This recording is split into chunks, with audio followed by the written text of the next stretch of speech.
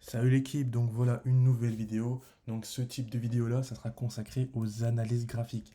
Donc là, on se retrouve directement sur TradingView. Donc ne confondez pas, là, ça sera pas c'est mon analyse personnelle, mais là, c'est juste pour comment trader, c'est-à-dire que c'est sur des devises monétaires et des temps qu'il y a déjà eu avant, et je vais vous expliquer la démarche de pourquoi cette courbe-là fait ci, etc. Donc, pour la première vidéo, j'ai choisi un graphique assez simple et compréhensible pour se mettre dans le bain. Donc là, on peut se retrouver sur la devise NZD-JPI que vous trouvez en haut à gauche, sur du 2 heures, parce que nous, comme je vous l'ai déjà dit, c'est sur de la semaine et non sur de la journée. Donc la bougie représente 2 heures. Donc là, tout est tracé, mais vous inquiétez pas, je vais tout détailler. Donc, bien sûr, avant de commencer, il faut choisir la devise. Ok, donc vous choisissez la devise, il faut se renseigner sur la devise. Mais c'est pas le principe de cette vidéo. Ça, je vous l'ai expliqué, c'est un travail personnel que vous devez faire en analysant la technique. Donc, si elle est plus en achat en forte baisse, ensuite, en allant voir sur le journal économique de la NZDGP pour voir la tendance, pour voir s'il y a un essoufflement, s'il y a un point clé de la... Oui, parce que comment dire, les devises ont parfois des points clés où elles peuvent rebondir très fortement à la chute ou à la hausse en raison de leur tendance. Donc ça, il faut vraiment observer. C'est intéressant et ça nous... En fait, il faut assembler un maximum d'indicateurs pour que la probabilité de chance que notre trade soit bon augmente en fait. Plus on a d'indicateurs, plus on aura une réussite certaine, enfin certaine entre guillemets bien sûr. Donc là on se retrouve sur le graphique sur TradingView, comme vous pouvez le voir, sur du 2 heures. Donc moi je vous conseille de quoi? Premièrement, voir quelle est sa tendance. Est-ce qu'elle est dans un range? Est-ce elle est dans une tendance croissante, décroissante? Tout ça est expliqué dans une autre vidéo que je vais vous mettre par la suite. Je fais ça petit à petit, pas à pas. De jour en jour, je vous publie de nouvelles vidéos sur de nouveaux principes, etc. Ok, je vais pas tout vous balancer tout d'un coup comme ça, parce que la charge, elle est énorme et c'est pas trop intéressant. Il faut apprendre petit à petit, d'accord? Comme là, je commence par un graphique assez simple, ok?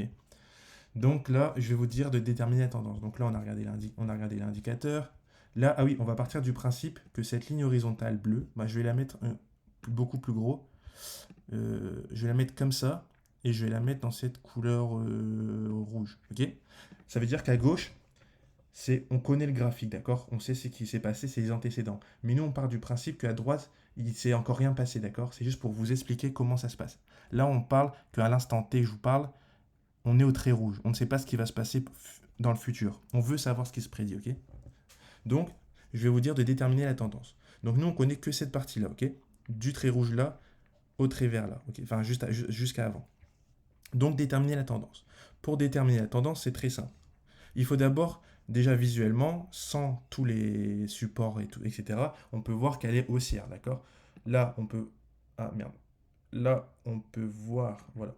Là, on peut voir que elle a stagné un petit peu au niveau de cet antécédent-là, donc pas mal dedans quand même. Elle a rebondi sur plusieurs supports et résistances. Là, on est plutôt dans un range avant une cassure, ok? La cassure, je l'ai mise ici, je vais agrandir ici. On voit vraiment une cassure à la hausse au niveau du trait vert, ok? Ce trait vert montre vraiment la cassure, donc c'est là où elle a changé, elle a commencé à se situer dans une tendance haussière. Donc, visuellement, déjà, on peut se situer là-dedans. Ensuite, moi, je vous conseille d'élargir votre champ de vision sur différentes heures. Donc, sur le 1 heure, là, on peut s'apercevoir qu'elle est également croissante. Visuellement, tout reste visuel. Avant de tout, là, c'est déjà tracé parce que c'est un gain de temps. Pour moi, l'expliquer, c'est plus simple. Mais avant, pour un graphique neutre et sans traçage, on peut s'apercevoir qu'elle est croissante.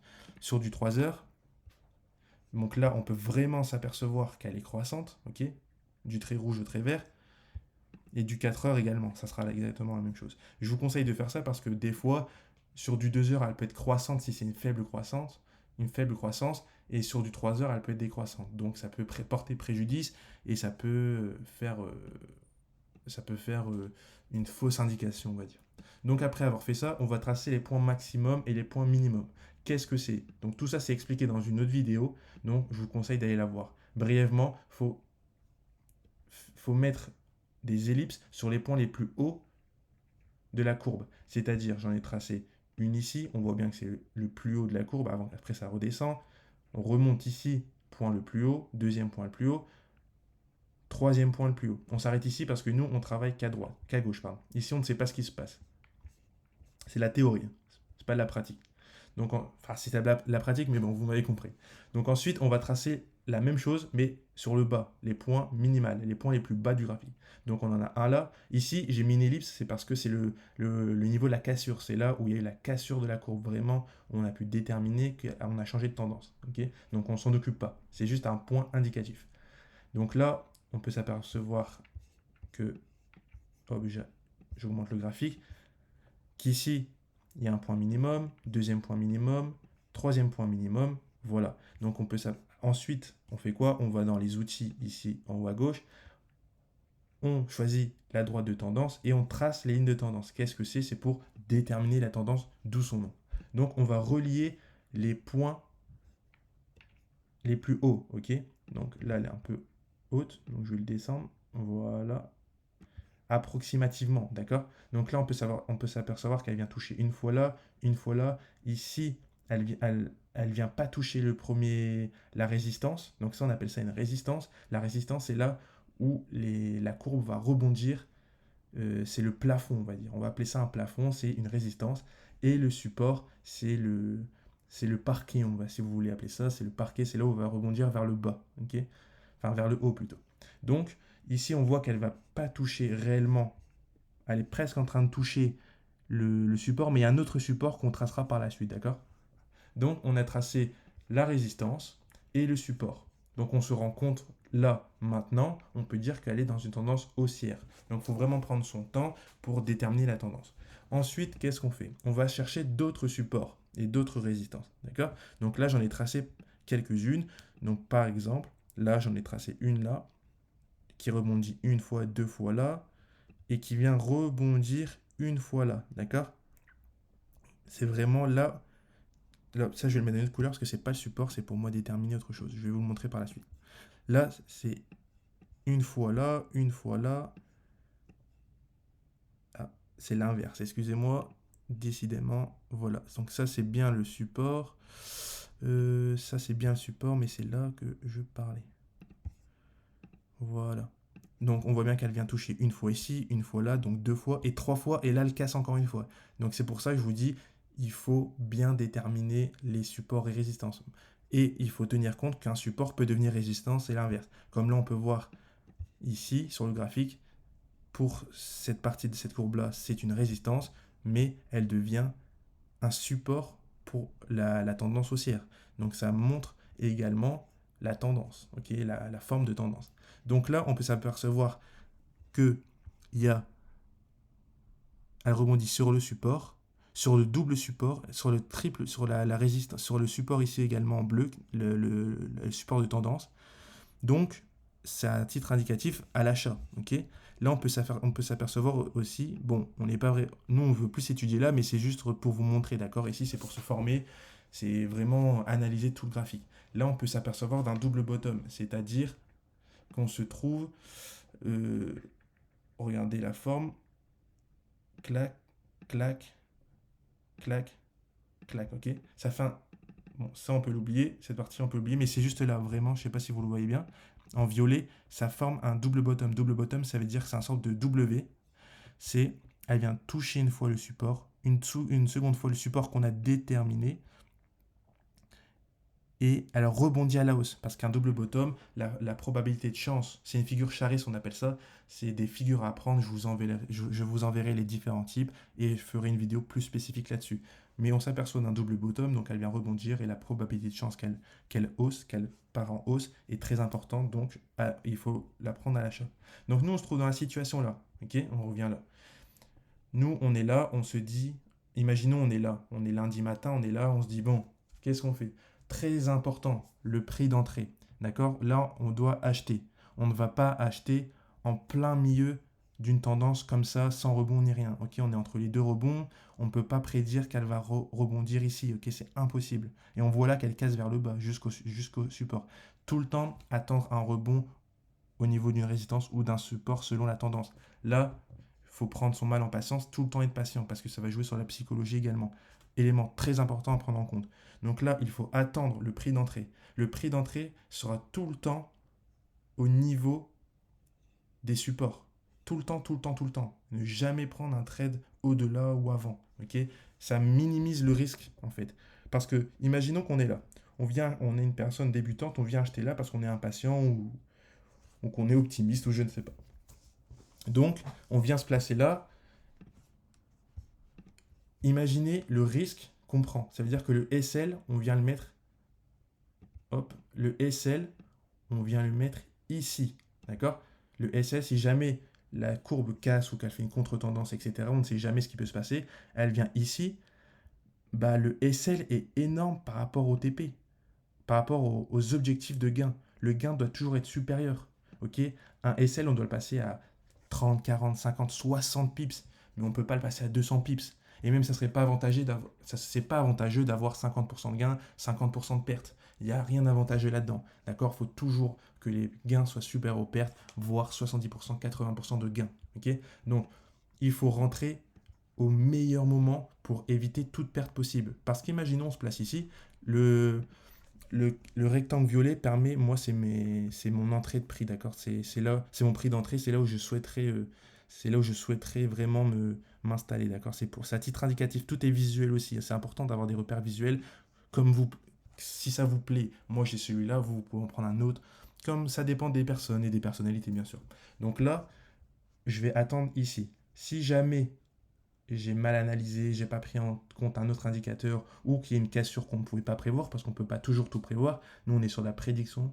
Donc, elle chute. Imaginons, je vais prendre une flèche. Imaginons que la tendance chute d'un coup. Bah, mon SL va limiter la perte. D'accord? Et je me serais placé à un endroit où j'aurais perdu 20 pips, 30 pips, donc une petite perte rattrapable. Mais si maintenant je me place ici, ici, voilà, je me place ici, ma perte va être d'ici. Vous rendez compte la perte que j'aurais fait. Donc, c'est-à-dire que moi, j'aurais fait la perte là, et en plus, le graphe continue à chuter. Donc, ma perte sera énorme, et pour rattraper ça, ça va être compliqué. Donc, limiter les risques. Très important. Donc, je l'ai supprimé. Moi, je vais me placer ici, pour attendre un take profit ici. Je vais placer mon SL à 20 pips, pas trop dangereux. Une courbe claire, sans trop de difficultés à comprendre. En tendance, avec le rebond qu'il faut. Donc là, je pense avoir tout expliqué.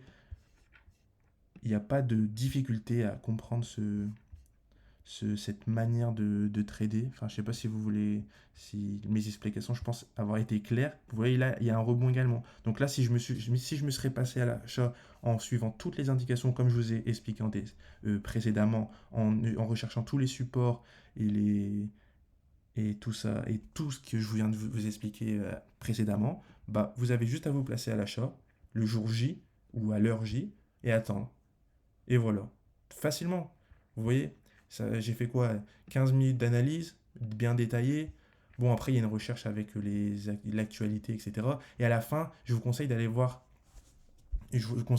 comme je vous ai montré sur les comparaisons où les gens parlent, etc. Ça permet de comparer, de se faire une idée. C'est important d'avoir un regard extérieur aussi au graphique, donc je vous conseille de le faire, c'est un plus. Ok? Donc là, on a une figure Charis que je viens de vous montrer. Vous inquiétez pas, tout sera expliqué dans une vidéo, mais voilà, là c'est les bases, hein. Une tendance haussière, un prix d'entrée, un rebond, double rebond, j'achète ici, je suis en bénéfice, je clôture mon trade où j'ai fixé mon TP au niveau d'ici. Et très important, mon SL. Une fois que imaginons, je prends ici, j'achète. Ça va commencer à monter. Je vais commencer à mettre mon SL au prix d'entrée. C'est-à-dire que, au moins, si jamais il y a une contre-tendance ou il y a une cassure, je suis assuré de perdre 0 €, donc 0 pips. Ok? Donc, je suis assuré quand mon graphique fait 20-30 pips, bah, assuré d'avoir 0 perte. Donc, déjà, ça, c'est un très gros avantage parce que vous êtes dans une psychologie forcément gagnante. Ok?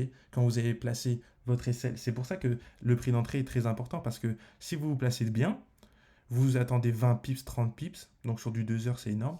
Sur du 20 pips, c'est pas énorme, mais voilà, c'est quand même correct. 30 pips, vous mettez votre SL au prix d'entrée, et psychologiquement, vous vous dites, je gagne ou je ne perds rien.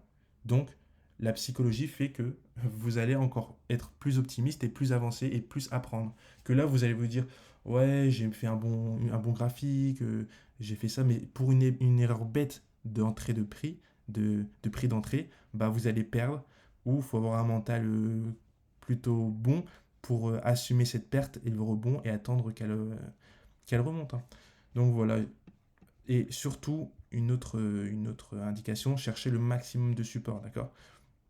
En 2 heures, vous pouvez aller chercher les supports en 3 heures et en 4 heures également. C'est vraiment là, pardon, qui va déterminer. Vous voyez là, double rebond, rebond avec une figure chariste. Ici, vous aurez pu vous placer à l'entrée, d'accord? Même sans savoir ça, et ici, vous aurez pu vous placer ici également à l'entrée.